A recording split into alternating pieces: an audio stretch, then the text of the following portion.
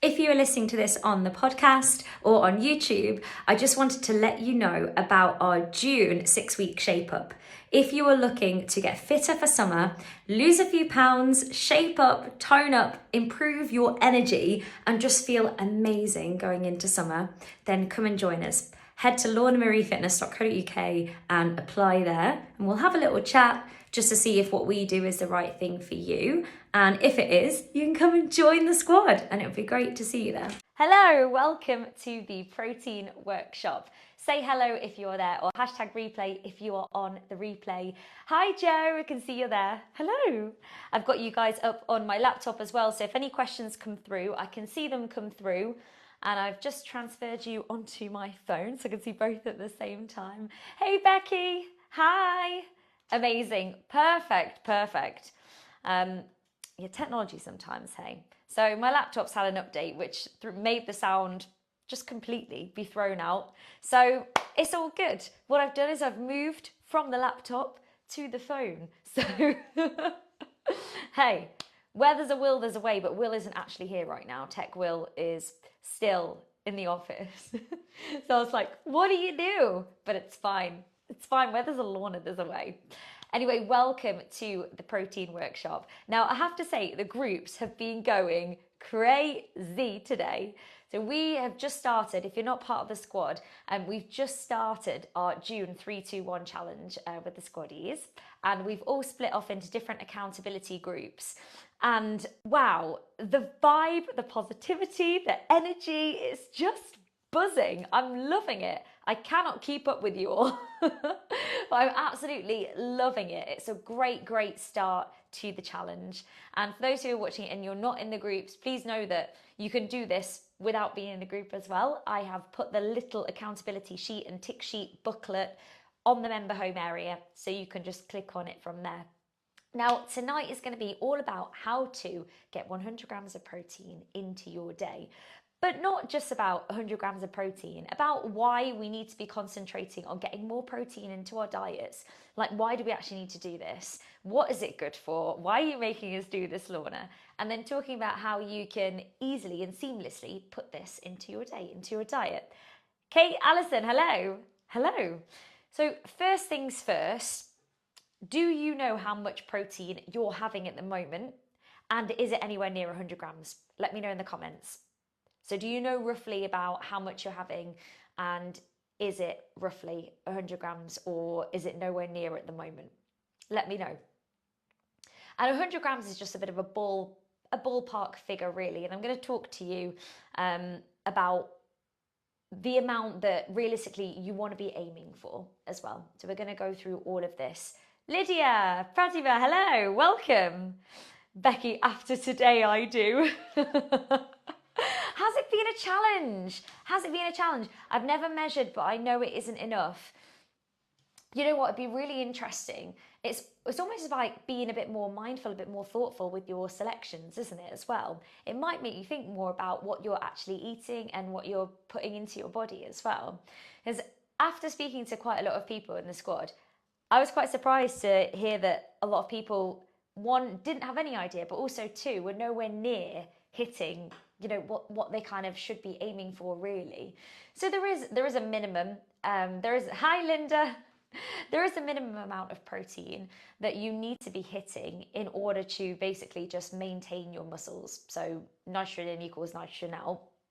And that is roughly 0.8 kilos. 0.8 per kilo of body weight in grams of protein. But that is pretty much your minimal requirement, and we are active people. So if you're an active person, if you're somebody who is on a weight loss journey, or if you're somebody who is perimenopausal, menopausal, you're past that stage, so you're in the menopause, then you need to be eating more protein. And I'm going to tell you why. Kate, fast becoming a protein expert. So we've kind of concluded that one, we weren't really thinking about it much before, and two, we were probably nowhere near hitting 100 grams, right? So let's just talk a little bit about protein, like why is it even important anyway? What do we actually need it for? So protein is one of the big macronutrients. So you've got your protein, you've got your fats, you've got your carbohydrates. It's one of those. And it is a really, really important one because it is the building block. Our bodies, our tissues are made out of protein, everything. So it's important for your muscles, it's important for your bones, it's important for your organs. Every single piece of you it's made out of protein. We need it. So when you eat protein, it is broken down in the body into amino acids. And these amino acids, they're the good guys, they're the building blocks. And generally, you get them from your diet, and also your body makes them. So there's about 20 amino acids, and the majority of them your body can make itself. Like, don't you just think that the body is an amazing thing? Like, how does it just do that? It just makes them itself. But there are 9 that you must get from your diet, and they're called the essential amino acids. So if you have a varied diet, even if you are eating plant-based, if you are having plant-based source of protein, you might need to be a bit more mindful about making sure you hit all essential amino acids. But generally, if you eat, I don't know, if you eat dairy, if you eat meat, you're going to be getting your essential amino acids in there. Hayley, Helen, Deb, welcome in. Bernadette, welcome in. So that's protein, and that's why we need it. And when we get past the age of about 30, we start to lose muscle mass year on year. And it just happens, okay? It happens unless you do something about it. So there are things that you can do to slow it down, or even to some extent, you could even increase your muscle mass. But there are things that you can do about it. And it's called sarcopenia, and that is literally like the loss of flesh, or the demise of your flesh. It sounds a little bit gross, doesn't it? But that's what it's called, sarcopenia. And as we get older, and this is kind of particularly for women, when you hit that perimenopausal, menopausal stage, it exponentially starts to decline unless you do something about it. So what on earth can we do about it? Because we don't want our muscle mass to decline, do we? No, why? Because we want good quality of life. We don't want to be that person who struggles to get out a chair. You don't want to be that person who is struggling to get up the stairs. You want a good quality of life forever. And I know that might not seem relevant right now, but trust me, as you get older, exercise and eating protein becomes even more important. It's not just for, young people who have a shake after lifting weights at the gym. No, it's even more important as we get older. And as we age, we need to be making sure we're moving our bodies. We definitely need to be doing resistance training, and we need to be eating more protein.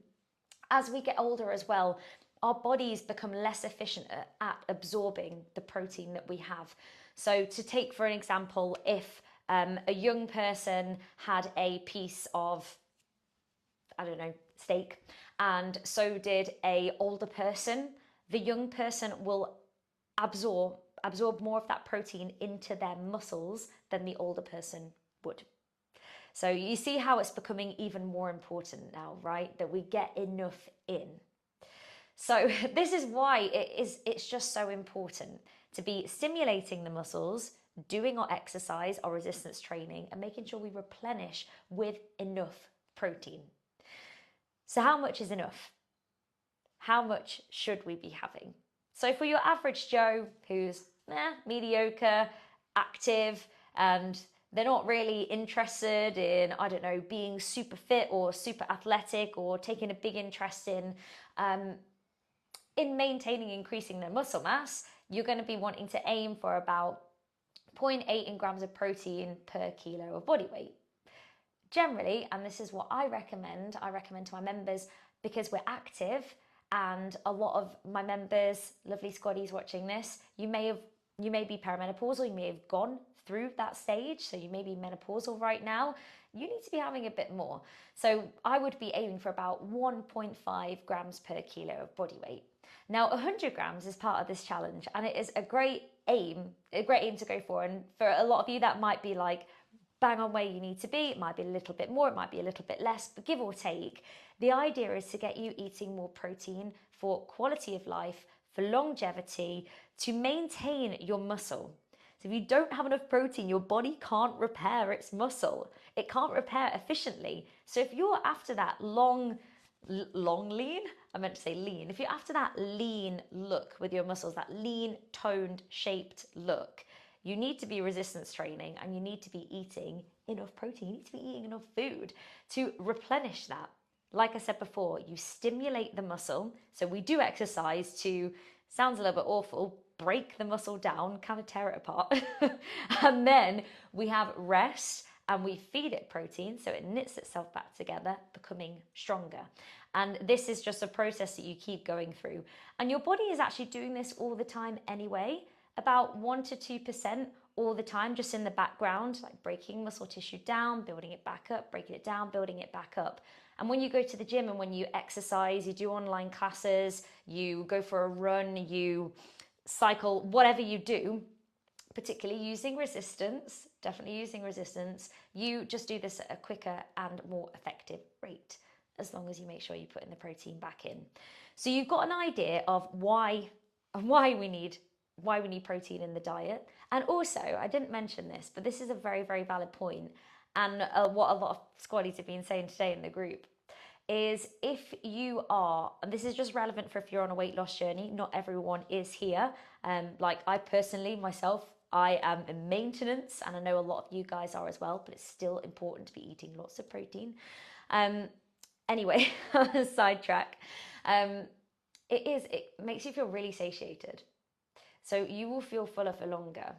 So particularly if you're in a calorie deficit, so your calories out are greater than the calories in, you're trying to lose body fat, you will feel fuller for longer. Therefore, it will be easier for you to stick to your calorie deficit. Plus, you're going to be able to maintain more of that lean muscle mass because you're feeding your muscles protein that they need. Okay, so we know why we need it. We know the benefits of it. So how on earth can we get 100 grams of protein into our day, Lorna? What can I eat? What can I do? So I would love to break it down here. Let's talk about a few ideas for breakfast, for lunch, for dinner, and then some snacks. And I would love you guys to also comment in here. And I do have a few questions as well that my squaddies have been asking. So if we get time, I'm going to answer those. And if not, I'll answer them in the Q&A tomorrow. So first things first, break your day down, okay? Breakfast, lunch, dinner, snacks. You can't sit there and eat 100 grams of protein and think, right, done it for the day, or have 50 at breakfast and then 50 at lunch and be like, right, I'm done. One, that would be really hard. You're probably feeling really full. And two, it's not realistic because your body can only absorb so much at a time. It depends on the person, like the size of you, your metabolism, whether you're a woman or a man, to how much you can absorb in one sitting. But as a general rule, it's round about 20-25 grams-ish.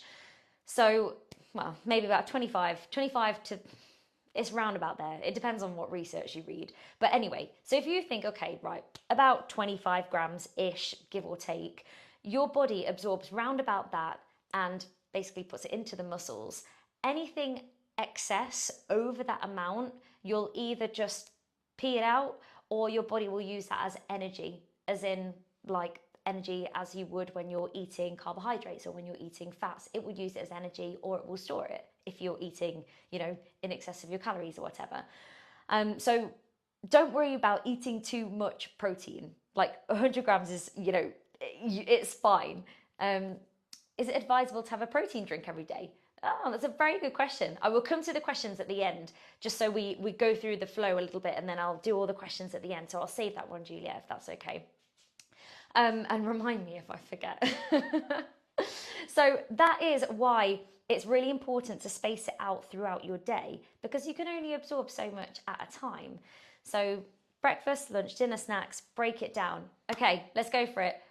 Give me some high protein breakfast ideas. What have you been having? What have you been talking about in the groups? Let's go there, because this is a workshop. Let's bounce forwards and backwards off each other. I mean, I could give you some already. So I'm going to give you two. I'll give you two straight away. So this is one that I have really often. I have protein porridge. I make my oats. I add water. I have a scoop of protein powder. I like flavored protein powder. whisk it up, put it in the microwave, take it out, do it again. If I had more time, I'd do a pan, but I'm pretty lazy cook, to be fair. Eggs, yes, so many eggs, brilliant. Eggs, love eggs. You could have scrambled, you can have poached eggs. They're a really, really good source of protein and a complete protein. So you know how I was talking about the essential amino acids at the start? A complete protein is one that has all of your essential amino acids in. Eggs are a great one. Porridge, nuts and banana. Yes, nuts are a brilliant source of protein too. Overnight oats, they're great. Overnight oats, equal amount of oats, milk and protein yogurt, perfect. Poached on sourdough for me. Oh, we got a lot of eggs, I love this. Yeah, boiled, scrambled, poached, brilliant, brilliant stuff. Really, really good stuff. Loretto, I'll answer that at the end. Yes, there's some protein powders that I definitely recommend, absolutely. Yeah, by the way, do keep asking the questions, team, if you've got any, because what I'm going to do is just come to them at the end. So if you're thinking of it, just pop it in straight away and I'll come back to them. Other things, so maybe tofu scramble. I've literally written a list on my board behind me. I've written a list, but I also sent a list in all the groups today, just of different ideas that you could do. So on my list of things that we haven't said, protein smoothies, smoked salmon, cream cheese bagel, if you're feeling fancy. Chia seed pudding, so they're different ones as well, but really, really good ideas, gang. One thing I wanted to add here was, I know a lot of people have, chicken sausages, that's a great one, Linda, really good one.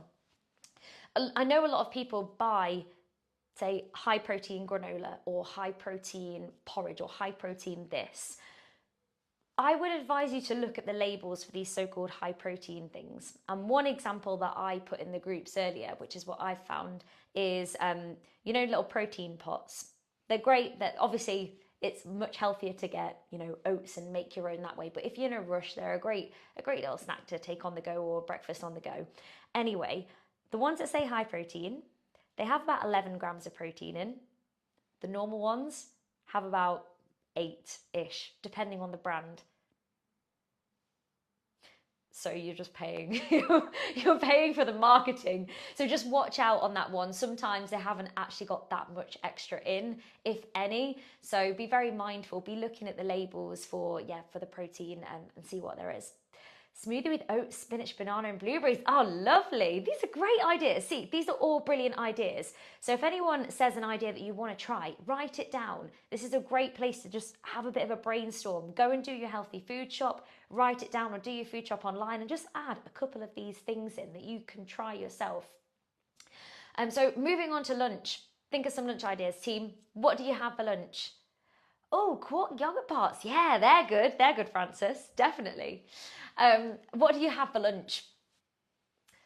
So ideas that I've put down, things that I have. So tuna, whether that's a tuna salad, tuna sandwich. You could even go back to your eggs, having an omelette, eggs on toast.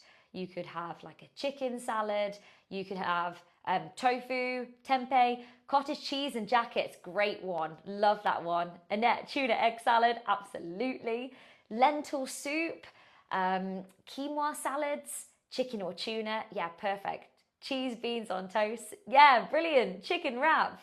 Oh, so many. See, these are all fantastic. Avocado and a nutty seedy bread. Yeah, do you know what? There are a lot of nutty seedy breads that are actually really high in protein, like 7 grams a slice, which when you think about it, if you have a couple of slices and then you're going to be having some eggs on top, you're nearly hitting 30 grams of protein in one go. Some ready porridges are high in sugar. They are, some aren't. So just look out for that. This is just about protein. We could go into the intricacies of everything. As a general rule, you want to be eating less processed things. It doesn't mean you have to cut it out completely, but the more whole foods, the better. Tuna, olives and avocado. 4-bean salad, that's a great one. I'm not good with lunch or work on it. Hey, Juliet, be writing these ones down, be writing them down. Sweet potato, oh, I love sweet potato with prawns. Seedy bread. You just bought some seedy bread, Linda, 10 grams per slice. What's the brand, Linda? Let everyone know. Chickpea salad, yeah, chickpeas are a great one. So if you're a vegan, chickpeas, lentils, quinoa, all really good sources. Have I got anything to add to that? Things like turkey and hummus wrap or roasted vegetable and hummus wrap. Black bean bowls, they're also good. And I also wrote down, things like grilled fish or grilled steak as well. Lidl slice, small loaf. Perfect. There you go, team. Get yourself to Lidl. And actually, do you know what? Lidl and Aldi tend to be really, really good at hitting these high protein things. And they do quite a lot of high protein snacks as well. Again, some of them may be more processed. So you just have to basically base your diet around whole foods, like actual whole foods that are coming from the ground, coming from the earth. And a bit of supplementation with, a protein bar or a protein shake here and there, protein pudding. There's no harm. There's no harm in it as long as you're focusing on, the whole foods. So I would always advise when you're having your lunches or your dinners or your breakfast, start with the protein first. What you're going to have protein wise and build around that. So dinner, what about dinners? I mean, really, dinners can be quite similar to lunches, right? So pretty much kind of what we've just said, really. Other things that we've not really added, like salmon, for example. Anyone else got any ideas for dinners? Or bolognese or alternatives to that?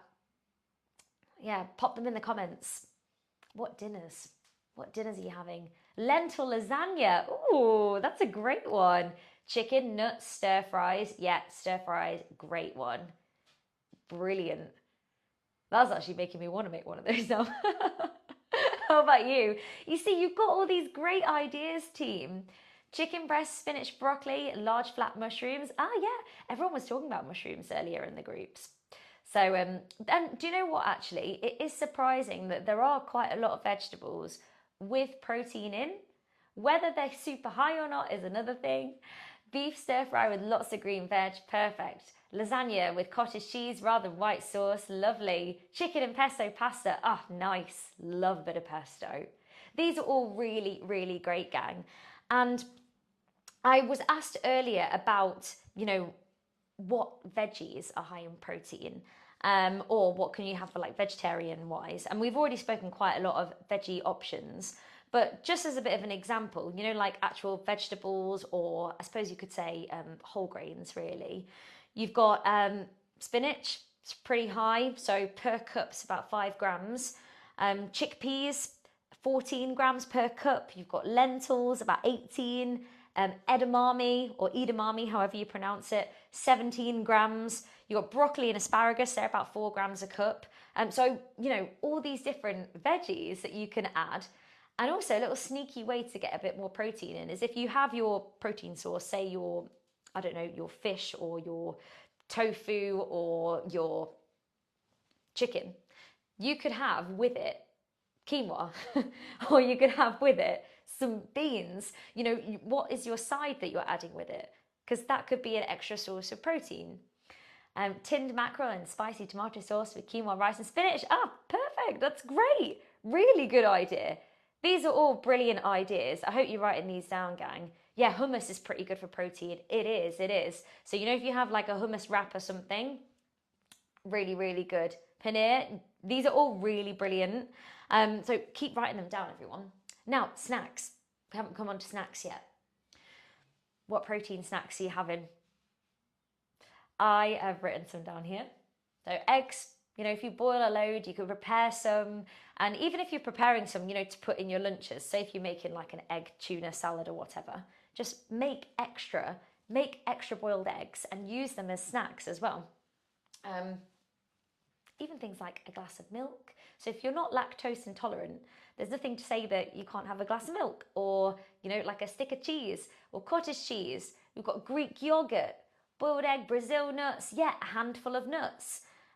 Sliced apple with 20 grams of peanut butter, great sauce. Air fryer chickpeas, I've always wanted to try them, see were they good? I haven't done them yet. Hummus with celery, carrots, brilliant. Peanuts, hard-boiled egg, cheese, avocado, avocado is not massive in protein, but having it with other stuff, definitely. Soya milk, good protein, yes. Soy, any soy products are really good for that kind of thing. Homemade flapjack, So oats as well. We were talking about whole grains earlier. Oats are a good source of protein. So even if you didn't add like protein to your porridge, it's still, you know, if you make porridge with milk or whatever, or you might make it with plant-based milk, but just watch out for that one because some of them aren't very high in protein at all. Or soy milk or whatever you want to choose, whatever you enjoy, you're going to get a good source of protein from that as well. Coconut milk smoothie. Ooh, these sound good. Yeah, small handful of nuts. Perfect. I'll see if I have any more to add. Protein bar. Oh yeah, Greek yogurt, nuts, porridge, milk, cheese, cottage egg. This is when I got home from when I got home from the office. I was like, right, bored out, brain dump. I'm just gonna write them all down. Greek yogurt, fruit, and nuts. Yeah, and you could even make like a little parfait or something with that if you're gonna be all fancy. So all of these ideas are great sources of protein. And what I would say is, yes, base your meals around a protein source, but also this doesn't need to be overwhelming. What you might do is just tweak what you're doing already just to get a bit more in. Or you might say, I'm going to try 2 new things a week. You don't need to like overhaul your whole diet here at all. I can't have wheats or oats, but I found 100% spelt bread is okay for me occasionally. Oh, perfect. That's great. Brilliant. That is really good. One thing I wanted to talk about now was adding protein powder and protein bars, because I had a lot of questions about, are they actually okay? Are they good for you? Are they healthy? And so I wanted to just elaborate a little bit on this. And Julia, I know you asked about protein drinks earlier as well. So hopefully this answers the question. First and foremost, it's always about getting whole foods. So think about, you know, the foods that your grandma would eat, like, or what is from the ground. Think about whole foods first and foremost at every meal. If you are struggling to get enough protein in, or if you just want a little bit of a protein boost, there's nothing to say then you can't supplement with a protein drink or a protein bar. It's convenient. It supplements what you're already doing. It gives you that bit of a protein boost. So there's nothing wrong with it in that way, in that sense. But what I would do is just check the labels on these things. You know, ideally, the less ingredients, the better. You know, things that you can pronounce. If you're looking for something that is calling itself high protein, like a high protein bar, you want to be looking for something that is round about 20 grams, roughly 20 grams. So for example, I buy grenade bars in.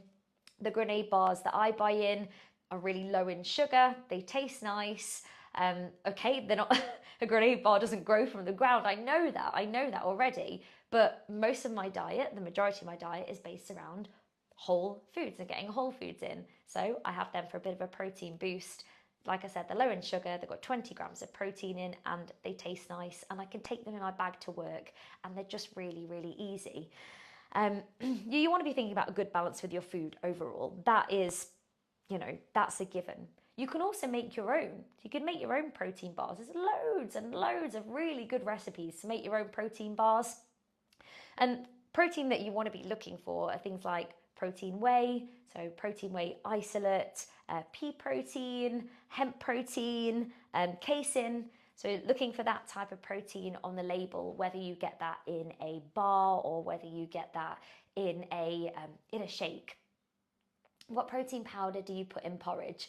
You can put any in. You can put any protein powder in porridge. So the current protein that I've bought is really not fancy. I just went to B&M Bargains, thought, yeah, that one looks all right. I'm going to get that one. But you can put anything in. So if you go to My Protein tend to be dead affordable. They've got loads of options on there. You want to be looking for, but it depends. If you're lactose intolerant, then obviously not whey protein. You might want to look for your pea protein, for example. And pea protein is quite good if you are a vegan, because pea is a complete protein as well. Got your essential amino acids in. So you might want to look for those varieties. But just look for those varieties, check the label. You want minimal sort of ingredients in there. You don't need to get one with all the fancy added things. Get one that, you know, tastes nice. You could go for unflavoured. It does taste atrocious.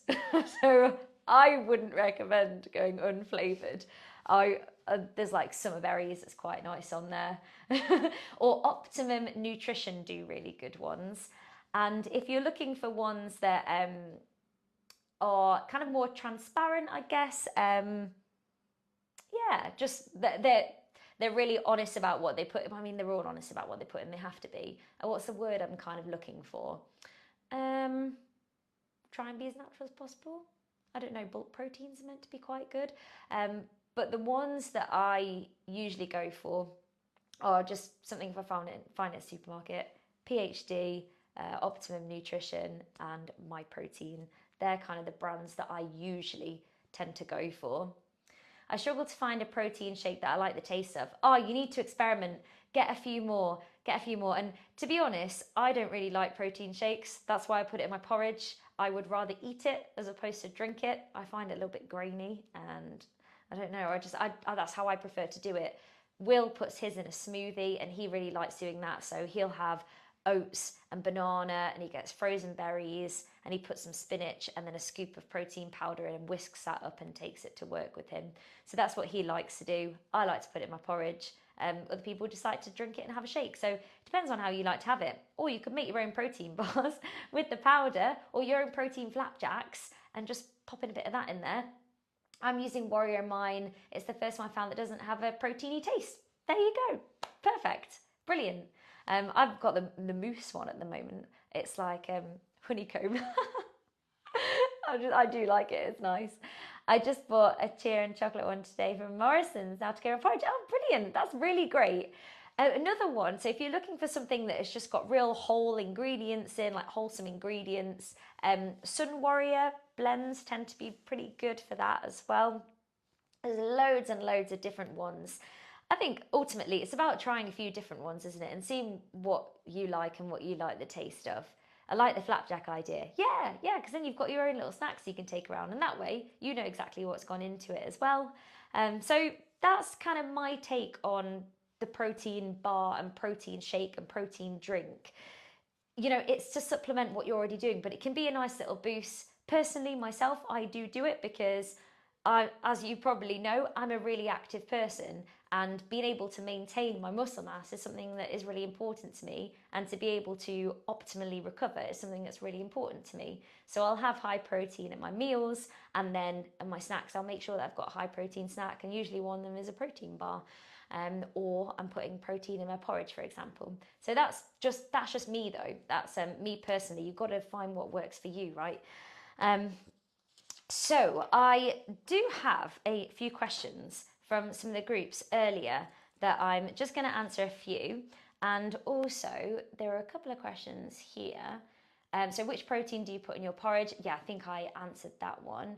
I'm just scrolling through. If you have any more questions, team, please do ask away. And if I can answer them, I absolutely will. I'm still scrolling. Oh, do you recommend a certain protein powder? Ah, yeah, we've spoken about that one. Cool. Is it advisable to have a protein drink every day? Oh, I think, yeah, we've kind of spoken about that. So yes and no, it depends on what you're having already. So I wouldn't use that in place of having like a proper meal or a proper source of protein. But you know, if that suits you, then later on in the day having a protein shake, I don't see the problem with that. One thing I would say to watch out for is if you're having a lot of protein, if you're thinking, right, I'm going to have a protein shake every day now, and I'm going to have a protein bar, and I'm going to have a protein yogurt, just be careful of your digestion.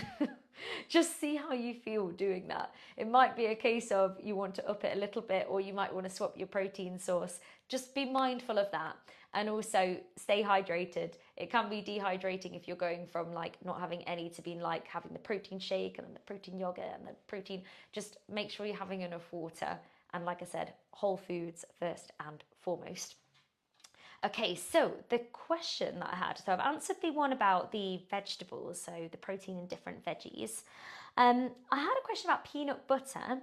So peanut butter, is it a good source of protein, even if it's, you know, got a high calorie content? And yeah, it is. And do you know what? It depends on your goals. So just because something's high calorie, it doesn't mean that it's a bad thing. It doesn't mean it's a bad thing at all. And sometimes it might be more satiating. So nut butters are really good for their monounsaturated fats. They're going to fill you up. They're going to leave you feeling more satiated. You do have to be a bit careful on the portion sizes of them. So for example, 2 tablespoons is 200 calories. but that provides you with around about, it depends on the brand and depends on the type that you're going to get, of course, but around about 8 grams of protein. I would say with nut butters, you want to be going for your more wholesome and less processed brands, because you can get peanut butter and it's obviously like barely even seen a peanut. Like, just make sure you are being careful with that one. And yeah, your portion size, if that's something that you're watching out for. If it's not, then obviously that's not relevant. So it depends on your goals. But yeah, if you're getting 100% peanut butter or 100% almond butter, it's really, really tasty. It's full of healthy fats. It's got a good protein content. And yeah, there's nothing wrong with that at all. We've spoken about the protein bars and the protein shakes, so I did have a few questions about that. I had a question about whether, I'm just thinking off the top of my head now because I'm, I could scroll through the groups, but I've just seen that each one has about 6 more messages. So I will scroll in a second.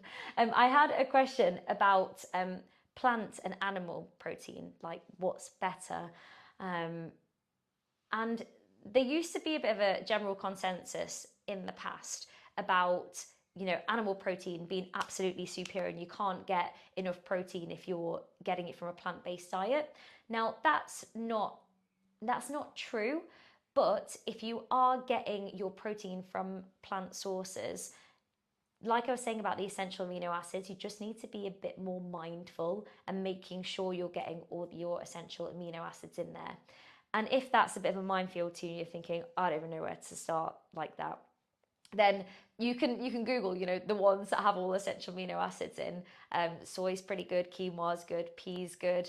So you can Google that. But I think the most important thing is to make sure you get variety and having different types. So you're not just, having the exact same thing all the time. You're getting that variety in there.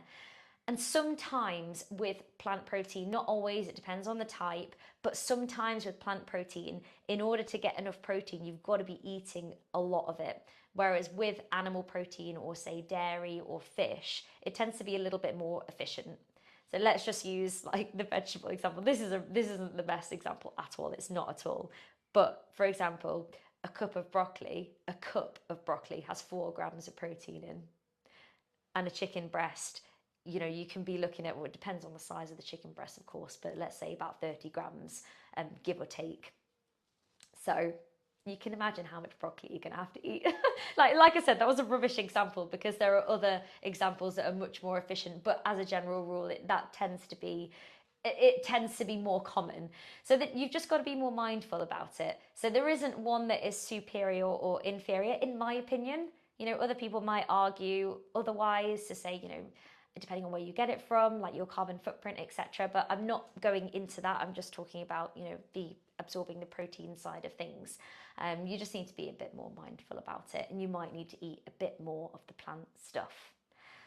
Eat protein before or after exercise? Oh, that's a very good question. Now, it doesn't really matter.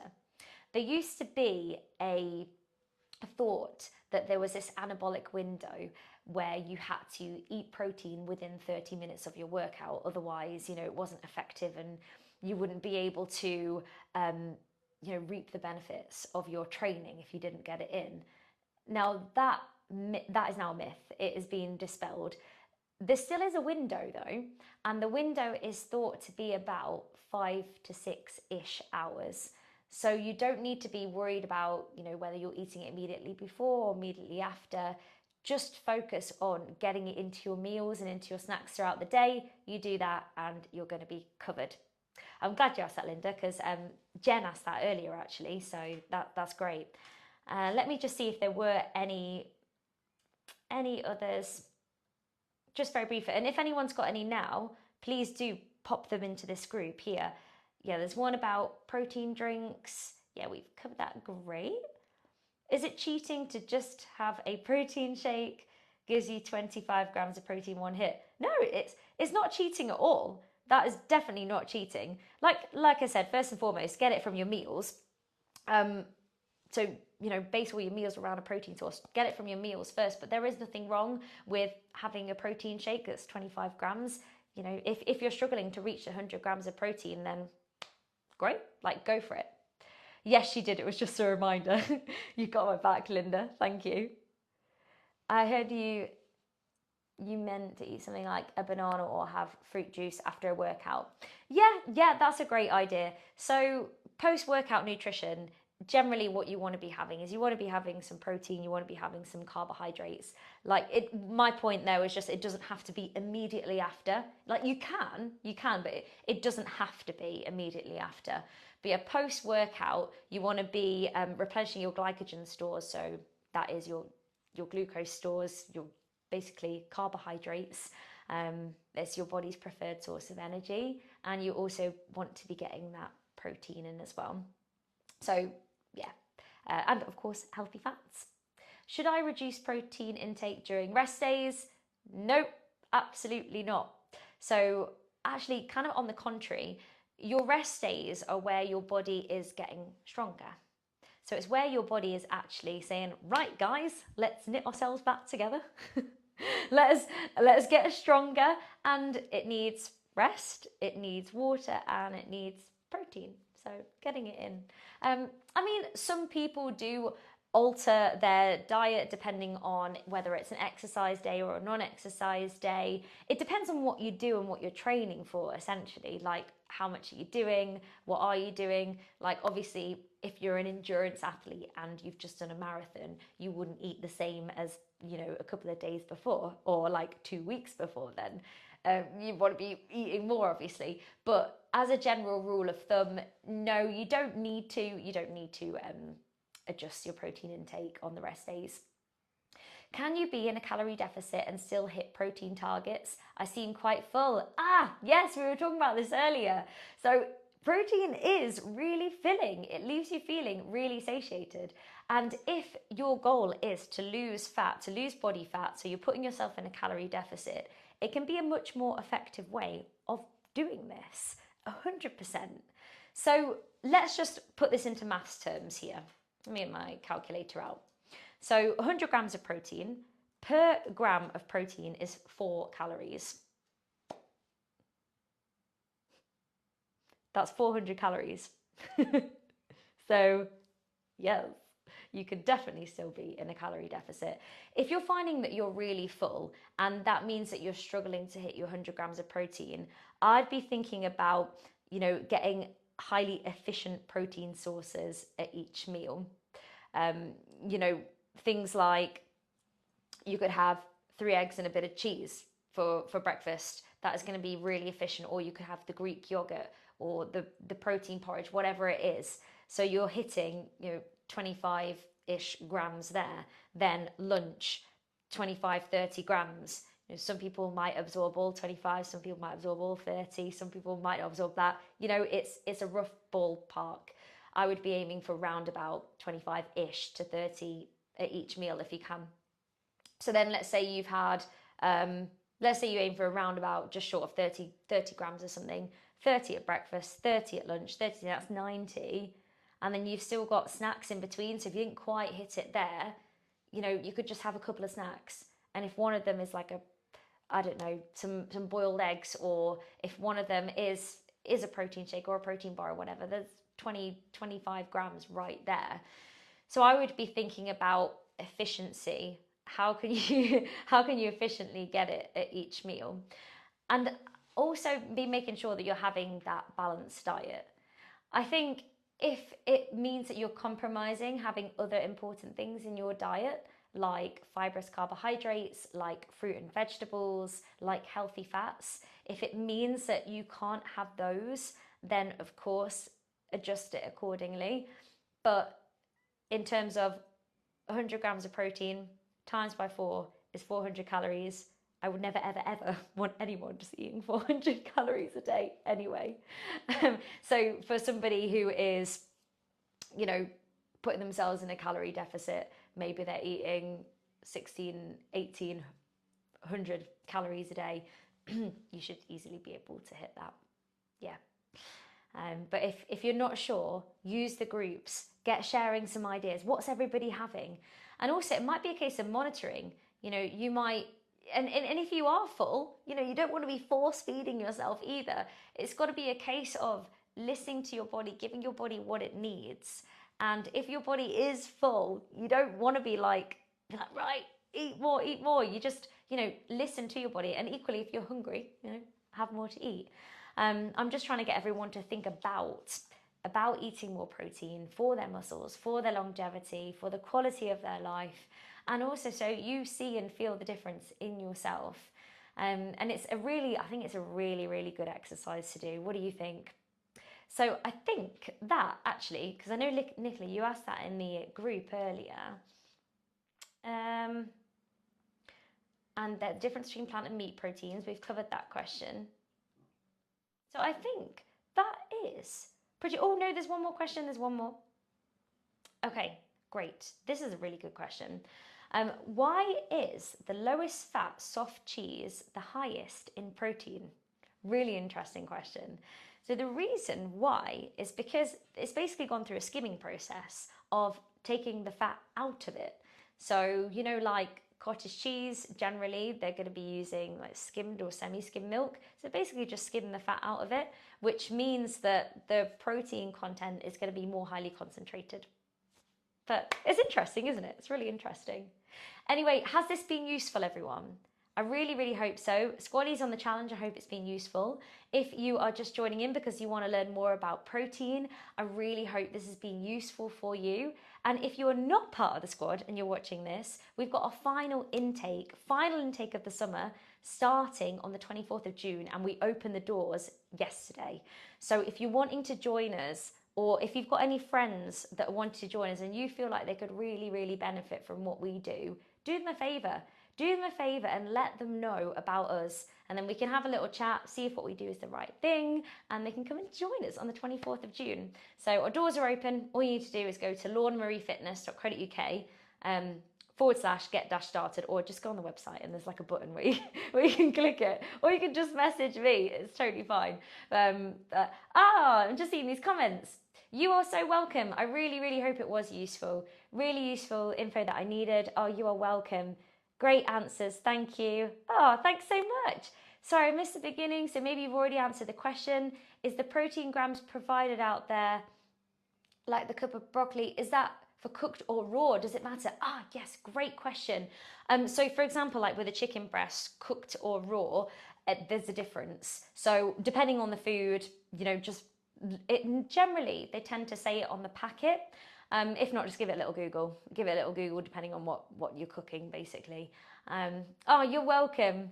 Thanks, Joe. Thank you so much. Well, thank you for joining me. Any other questions, let me know. And squaddies, any questions that you've got or anything that I've not answered, because it's going to take me ages to scroll through all the groups, I'm not going to lie. Anything I've not answered, would you please do me a favour and just put it onto the Q&A for tomorrow, and I will answer it tomorrow. I'm doing the Q&A as normal, gang, 5 o'clock tomorrow night. Really useful, thank you. You're so welcome, everyone. I will make sure that I send this out to you all as well, so you can watch it back, you can listen to it back if you missed the first part or you just want to get some more ideas again. Thank you ever so much for joining me. Kate, thank you. I'm glad you all enjoyed it. I really enjoyed it. It's a nice little chat, hasn't it? I hope you've got lots of ideas though. But like I said, for anything to be usefully implemented, you don't need to go overhauling anything. This does not need to be an overwhelming exercise. Just literally go ahead and change like a couple things or tweak what you're doing already. If you don't quite hit 100 grams in the first week, but you're significantly more than you are, that's great. Significantly more than what you normally do. Then that's great. Julie, thank you so much. Thanks, Trudy. Well, enjoy the rest of your evening. I will hopefully see you all tomorrow, whether that's 6:30, 9:30, 5:30, 6, or on demand. And any other questions, like I said, just please do me a favour and pop them on the Q&A for tomorrow. That would be fantastic. Thank you, everyone, and I'll see you soon.